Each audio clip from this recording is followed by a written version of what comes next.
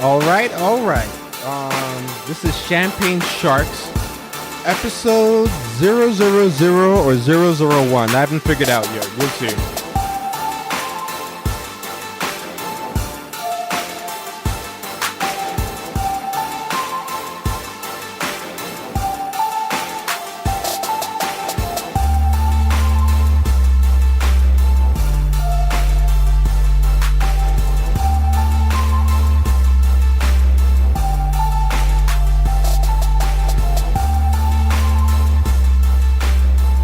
All right.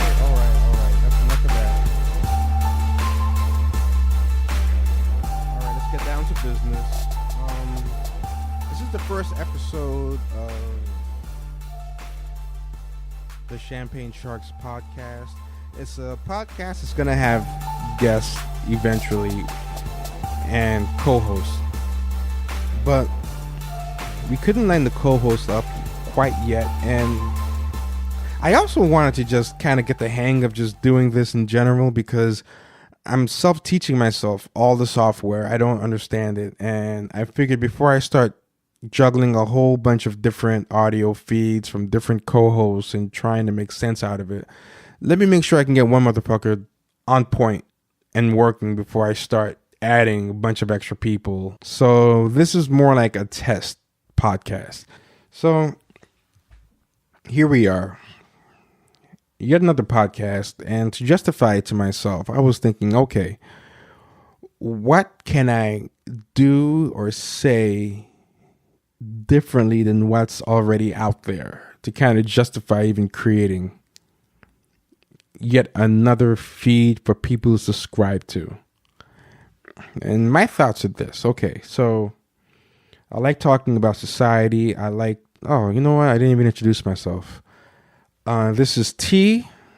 My Twitter handle is Ricky Rawls, spelled RICKYRAWLS. I like to tweet about current events, politics, race, making fun of stuff. And after I recently guest starred on the Chapo Trap House podcast, a lot of people are asking me to make a podcast of my own, which I didn't really consider doing at first, but since enough people asked for it, I decided to do it. And back to what I was saying, as far as creating something that fills a void, one of the things I like talking about in addition to in addition to politics, is race. And what is most race writing? And to me, most race writing is usually something written by an academic white guy or a middle-class black guy and up that's geared toward a white audience, or geared toward black people who are looking for talking points to deliver to a white audience, or geared toward black people who are so white identified and assimilated that they view things like a white audience. So they actually kind of need the same clarifications about black people that middle-class white people need. Like, they're just that identified with the white worldview. And it's not really a slight to them because, I think all black people, especially living in America, are pretty white identified. But that's a subject for a whole different podcast. A whole different podcast episode. Because I want to keep this episode an hour because I hate 2-hour podcasts. And going to that would definitely push it into the 2-hour range. So I'm going to keep it focused. So that's what race writing is. And I'm thinking, okay, if I'm going to talk about race, if I'm yet another voice explaining black people to primarily white people, particularly white liberals, and to a lesser extent, black liberals, it's just going to be redundant. It's not necessary. So I was thinking, why does race expertise, race writing, race discussion have to be that? Because it's rare that talking about white people is considered race writing or race expertise. I mean, white people are considered the norm, the normative. They're considered the default position. They're considered like if you're just talking about white people, you're just talking about the normal status quo.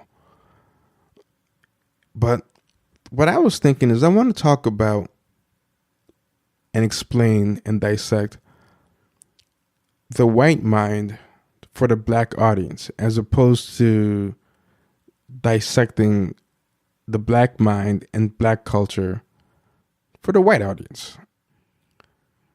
My thought is, if you do it good enough, if you do it smartly enough, everyone will get something out of it. So,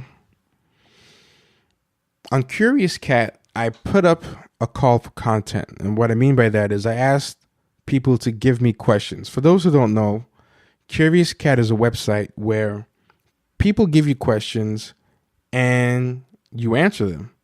So I figured that's a great way to generate content for a first episode.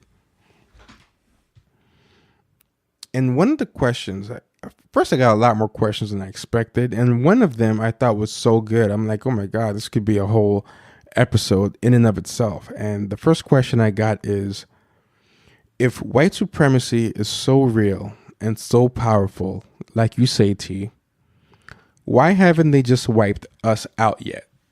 And us is, I assume, black people. And it's a really good question because they could have done it several times over. And obviously, if they haven't, it's because it's not in their interest to. So then the question becomes, why is it not in their interest to? How does it serve white supremacy to have black people around? Because it must. We wouldn't have existed the past couple centuries in America to the levels we've existed if we don't serve some function to them. And during slavery, it's pretty easy to see what that function is. It's very on the surface. They need the free labor. But I mean, those days are gone and they still haven't wiped us out.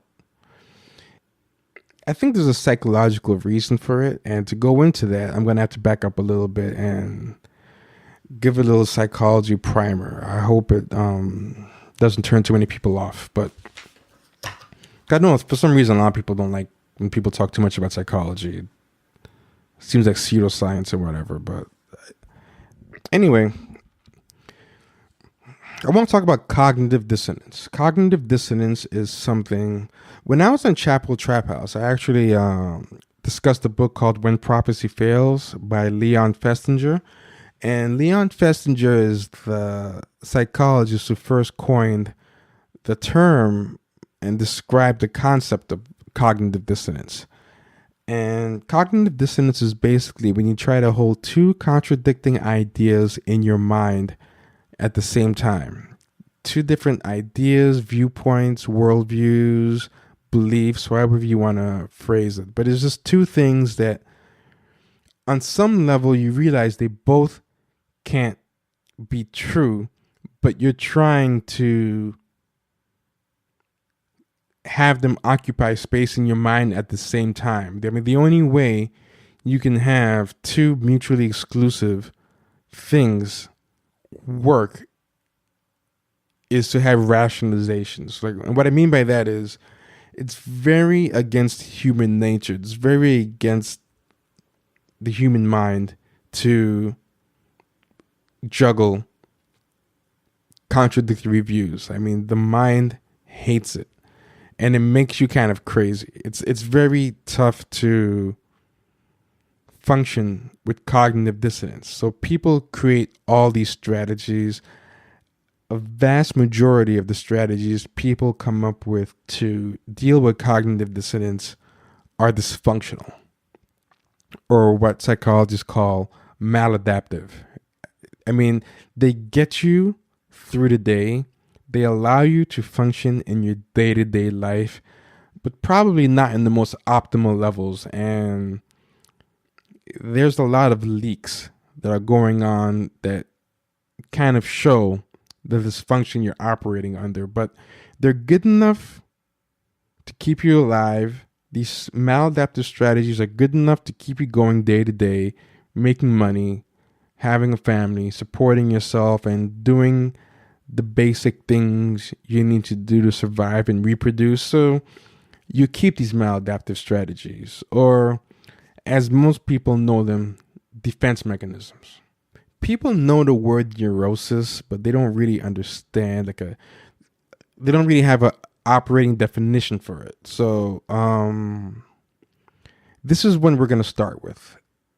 Neurosis is when you have cognitive dissonances built up and you've created all these dysfunctional, maladaptive defense mechanisms to deal with them.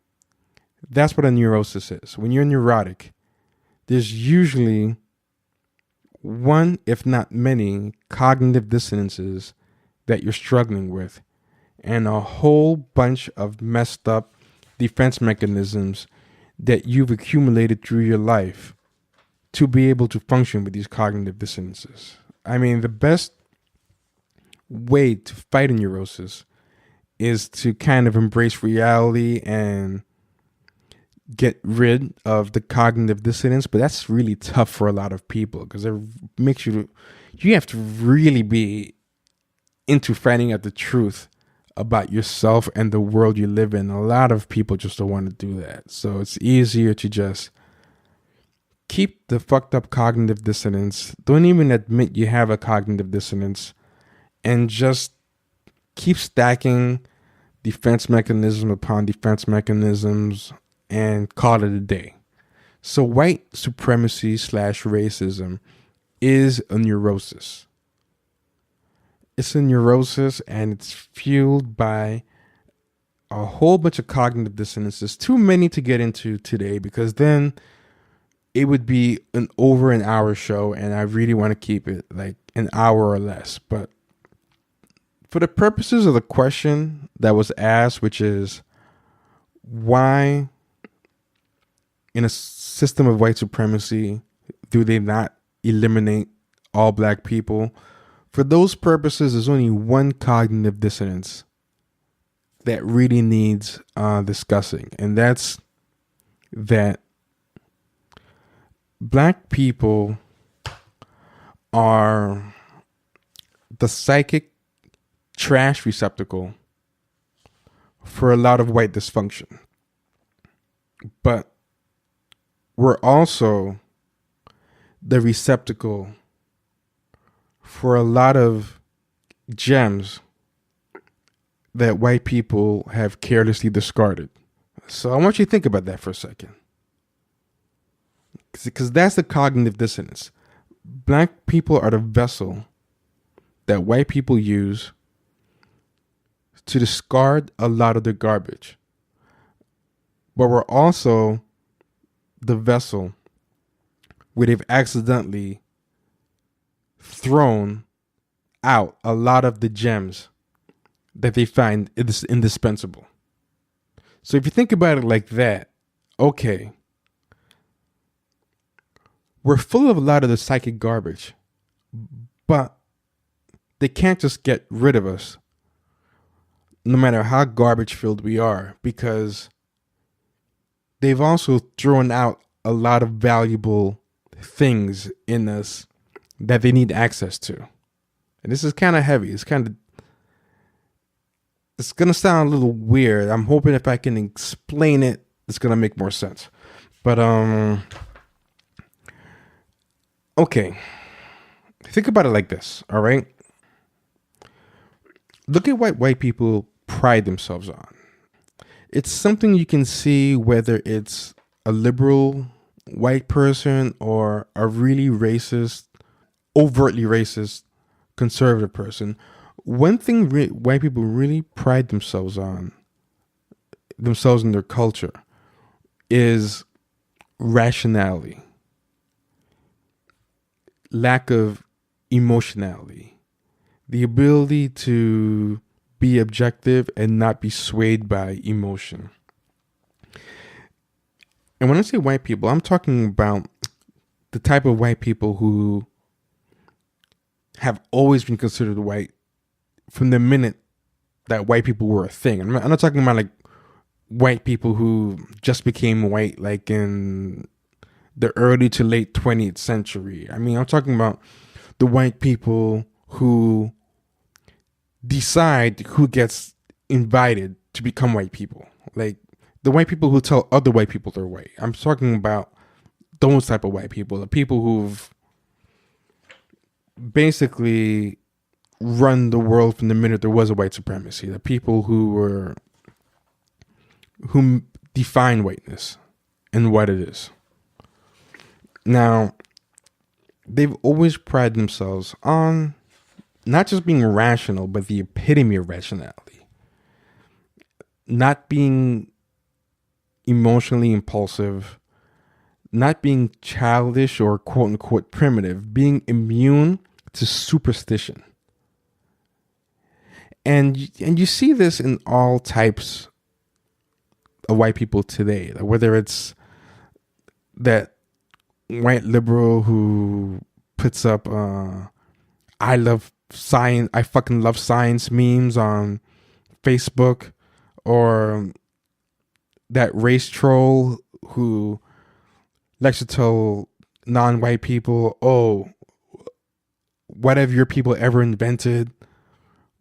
White people created all progress and you owe us. Like, it's a very common element in them. Very, very big into that. They want to be considered the most objective, the most rational, the most clear, level-headed assessors of reality. And this is where the cognitive dissonance comes in, because at the same time, while they're proud of this, they're ashamed of it. A lot of them don't even admit this to themselves, but they are ashamed of it. One of the problems with anything that's good or anything that's bad in your mind is usually there's a flip side to it. Anything that you consider good, there's usually a bad aspect you haven't considered. And anything that you consider bad, there's usually a good side that you're downplaying. And you usually don't see those things until you get rid of it. Have you ever had a boyfriend or a girlfriend, an ex, that when you're with them, all you can think is, I can't stand this motherfucker. I hate them. But then you dump them, and for some reason, or they dump you, and for some reason, once they're gone, all you can remember is the good stuff about them. That's how a lot of life works. For example, you can grow up with parents who love you, who feed your every need, who keep it so you don't have to even lift a finger. And then one day you realize, man, I'm kind of fragile. I'm kind of soft. I don't really have any type of resilience. And you kind of end up resenting them for it. You're like, oh my God, you've kept me from being strong. And there might be somebody who grew up in a tough neighborhood, who grew up with a tough life, and had to really struggle. And they kind of resent it. But as an adult, when they realize the resilience they have, and they realize, oh wow, I'm really kind of a fighter, they might be like, something. There was a good aspect to that bad life I have. Like they might have a kid that is now growing up in the lap of luxury, and they look at their kid and like, oh, you fucking disgust me. Like, I wish I can give you a life like what I had, so you could just toughen up and grow some balls. Like, that's one of the tricky things about life. A lot of things that you think are bad and you want to get rid of, once you get rid of them, you realize you kind of miss them. And that's where that cognitive dissonance I was talking about with white people comes in. To become this idealized version of themselves that are hyper rational, that are science invested, that are so objective and progress oriented, they have to discard a lot of hated aspects of themselves. Let's put it like this. In the white mind, black people became the holders of all the toxic aspects that they wanted to cast off and disown and pretend didn't apply to them. They want to cast off their emotionality. They want to cast off superstition. They want to cast off the idea of being swayed by emotional appeal. But then what kind of happens is they kind of cast off all these things, view them as bad, but then they realize when they cast them off and put them into non-white people, on the flip side, they ended up casting off a lot of good stuff unexpectedly. And I'll give you an example. If you cast off your capacity for emotionality, you're also casting off your capacity for empathy. If you cast off your capacity for superstition, to a degree, you end up casting off your capacity for real spirituality. Because spirituality is faith. It's, to a degree, irrational. It's a leap of faith. There's a certain, what you need to be superstitious, you also need to have faith and be spiritual. There's a lot of overlap. If you cast off your capacity for being swayed by emotional appeal, you also cast off your capacity for spontaneous self-expression. And I want you to really think about that. Like, if I'm going to make myself immune to being swayed by emotion, it's kind of hard to me to get swayed by good passion too. It's kind of hard to me to get swayed by, something that really grabs me and puts me into some kind of trance. It's kind of tough. And mind you, this is what I'm talking about is self-image. I'm not saying that white people really cast these things off, but in their mind, they think they did. They think they cast off the capacity for emotionality. If you argue with a racist, you're going to see in like 5 seconds, okay, this person is really irrational and really emotional. This person is like, if you hear someone talk about like race science and like Charles Murray, Steve Saylor type of stuff, which are like prominent race scientists, you're going to realize, okay, this person believes in superstition. This person is not rational or scientific based at all, even though they think they are. So I'm not saying that they really accomplish these things. That's really important for me to make clear. But in their self-image, in their idealized selves, they think that they've done these things. They think they've cast off their capacity for being violent and brutish. But if you look at the genocides they've created, and still do, they can be as violent as like the worst guy in the hood. And then some. I just want to make that clear. This is about, self-image. You never really get rid of these things. You can't. You can repress them. You can tell yourself you've cast them off in other people. That's called projection, but they're always in you. Anyway, the neurosis, the cognitive dissonance is what I just said. They've tried to repress these things deep in themselves, and they've tried to cast them off into black people. So all the stuff in themselves that they're not comfortable owning and processing and integrating into themselves, they've made black people the vessels of, the representatives of. So black people have become emotional, violent, hypersexualized, superstitious, and just very irrational, stupid, dark demons, demonic. But yet, they've also realized, holy crap, by putting all that stuff in there, we've actually accidentally put in all this good stuff that we now regret losing, and that's where a lot of the magical view of black people comes in. That's how they start looking at black people as being epitomes of empathy. They start looking at black people as being epitomes of spirituality. They start looking at black people as being epitomes of spontaneous self-expression, epitomes of being genuine, epitomes of being more in touch with nature. This is an old conflict.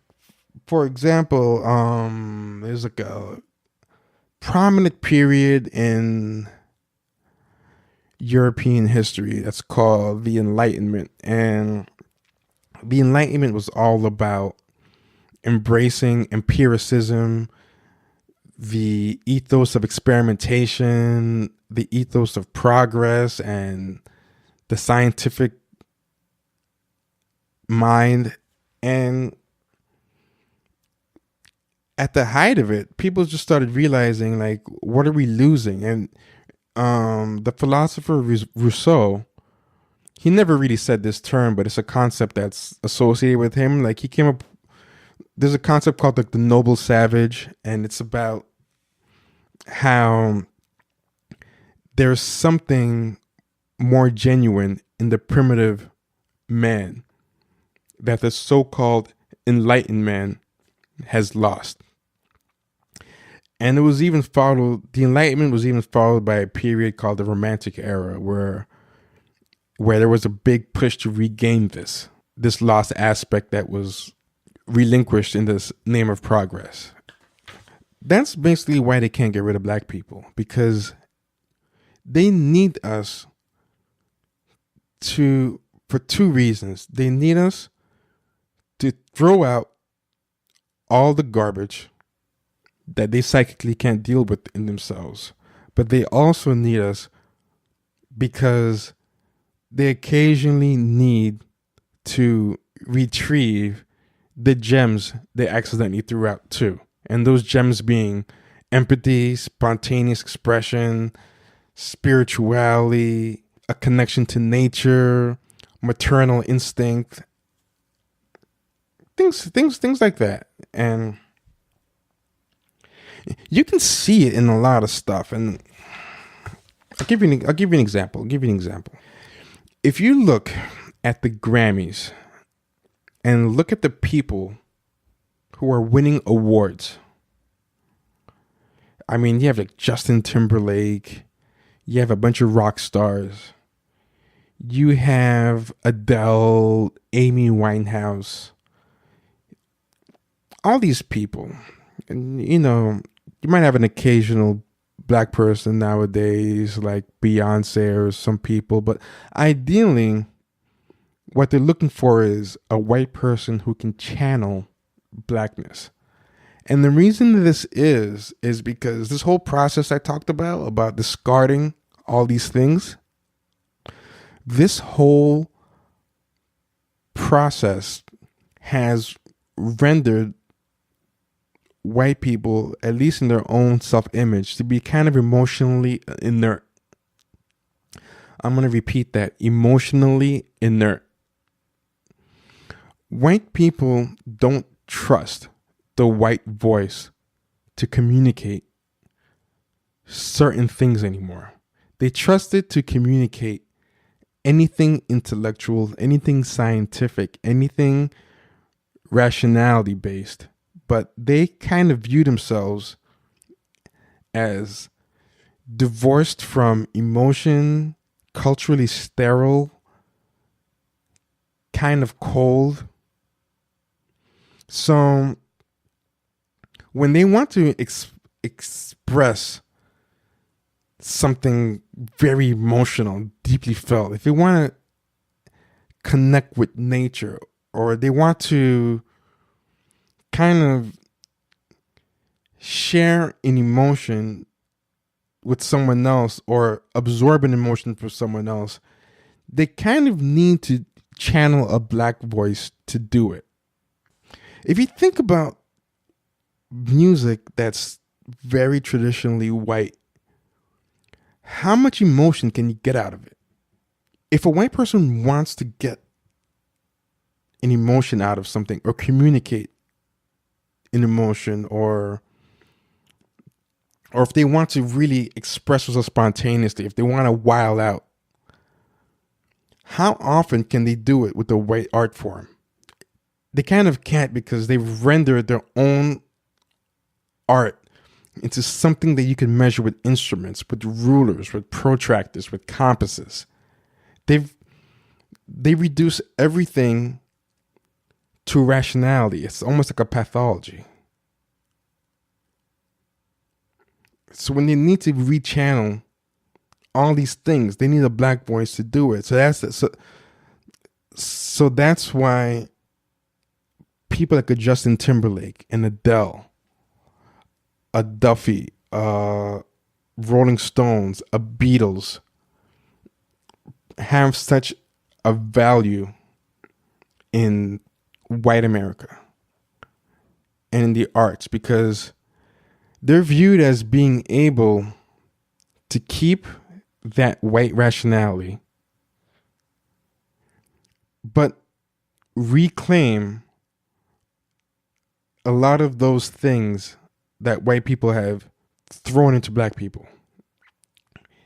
They want black people to be a medium for them. They want black people to give them their voice, give them what they feel like they've lost. Because that's a big thing when you either repress yourself or you project traits into other people. Humanity, human beings, this comes from Carl Jung. If you read about Carl Jung and his concept of the shadow, human beings want to be integrated. They want to have the yang to their yin. They want to be fully integrated beings. And whenever they repress themselves or they project things into other people, they feel like half of them is missing, and they start trying to get that part back. Ideally, the healthy way to do things, and this is something that in proper Christianity or in Buddhism you see, what you're really supposed to do is realize that the yang to your yin has always been inside of you. And the problem is that you either repressed it or that you mistakenly placed it in other people. So ideally, you're supposed to be able to cut out all the extraneous noise, look within yourself honestly, and reclaim that part of yourself. But when you're neurotic, when you have that cognitive dissonance, you're not even thinking straight. You can't see that way. You start looking outside of yourself for these things. So you have the conflicting behavior of putting everything, both bad and good, outside of yourself, projecting them into other people, other races, other classes, and then chasing those people, races, and classes later on, trying to selectively get things back. And it never works. For example, look at the most repressed society in recent history. People always think of Victorian England, the Victorian era. And you look at the Victorian era, these motherfuckers were super repressed. And they were all about sexual decorum, controlling urges, being proper, being gentlemen, being ladies, progress, being advanced, not being primitive. And they were some of the biggest slummers you will ever find. If you read about that era, people were always going to the red light district, fucking everything they could see. They made the poor Victorians into that vessel that held all their demons, all their darkness. And then they ended up seeking out those same people to indulge in all these vices, getting STDs, doing all this fucked up stuff. And they also did it abroad. That's when colonialism was at its peak. These people are the pinnacle, supposedly, of pristine behavior, of genteel decorum. And the Victorian era was the pinnacle of colonialism and imperialism. And they were just using all these black and brown people all around the world to indulge in their darkest, seediest desires. The reason that is because what I just said, you repress things or you project them in other people, and then you end up neurotically having to search it out later. You need it again. That's basically my way of saying that's why they can't get rid of us. We serve that function for them. You see this in the movies. You look at the magical Negro trope that's very popular. You Google magical Negro and you can see it. They turn non-white people into extensions of themselves, not fully formed people in their own right, but an extension of themselves. Like, we are their id. We are their shadow in the Carl Jung sense. If their super ego is white as driven snow, then their id is black people. We are a walking, talking, living, displaced id. And I hope this makes sense. Because I'm used to writing my thoughts and not speaking them. And I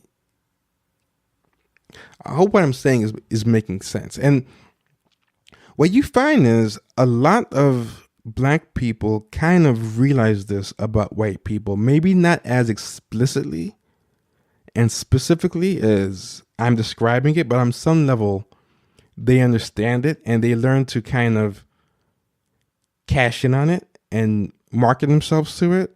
To give an example, there was this whole thing about the safety pin box. The safety pin box was something where these two black female activists were kind of offering an option to redeem the soul of white people. And they said, listen, for $100 a month, give us $100 a month and we'll give you homework and we'll help you become better people and be less scumbags. And they got a lot of subscribers. A lot of people bought into it and it seemed crazy. And I'm like, more power to them. I mean, I don't know if I would do it myself. I have my own issues with it. But if people are willing to give you the money, hey, do your thing. But that's part of the same pathology, so to speak. It's this idea that black people have the souls that white people discarded in their quest for progress. You know, there's some black people who realize white people have this pathology and they think, okay, you know what? Fine. If that's what you want to think about us, if you want to think that we have all the good stuff that you accidentally cast off, okay, fine. We'll give it back to you, but we'll give it back to you at a price, not just at a price, but at a premium. We're going to charge the fuck out of you for it. That's what it is. It's like, okay, you think we have magic? All right, we have magic. And we're going to sell that we're going to monetize that magic and sell it back to you. We're going to reclaim this pathology that we were a victim of, and we're going to turn it to our advantage. You think we're spiritual and we have a spirituality you lost? All right, we will teach that spirituality back to you, but pay us. You think that we can give you spontaneous self-expression? Well, fine. We're going to give you our music. We're going to give you our expression, but pay us. And you even see it like in the black church. You look at the black church versus the white church, and I've met a lot of white people who think, oh my God, white church sucks. And they want to go to a black church and hear the gospel choir, and they just feel like, oh my God, these people, they have something, and they want it. They're chasing it. They're scared of it to some degree, which is why they won't look for it in themselves. They want to be able to chase it whenever they can, but also be able to get rid of it whenever they can. And that's why they don't want to reclaim it in themselves. It's easier and safer to just let black people hold both the good parts and the bad parts of it. And if you think about it, this is a crazy way to live. It's a crazy way to just both really not want something and really want it at the same time, which again is cognitive dissonance, and which again leads to a whole bunch of fucked up neurotic strategies and defense mechanisms, which in turn is what makes racist people neurotic. So I hope I answered that question. I mean, there were a lot more questions, but the rest of them are pretty short. So they're not going to take a whole episode each question. That's just one extra long question and answer session that the rest of them won't be like. I hope to get to the rest of them in the next episode. They're not going to be that heavy. And honestly, this podcast is going to have a lot of humor and be funny, especially once the guests come in and stuff, and the co-host. It's not always going to be this heavy, whatever, but I mean, I'm here by myself. It's not easy. I hope you enjoyed it, and I hope you come back for the next episode. All right, so talk to you soon. This is T, aka Ricky Rawls on Twitter. Go on Twitter, follow me. Let me know what you think, good or bad. I appreciate constructive criticism, and I'll talk to you soon.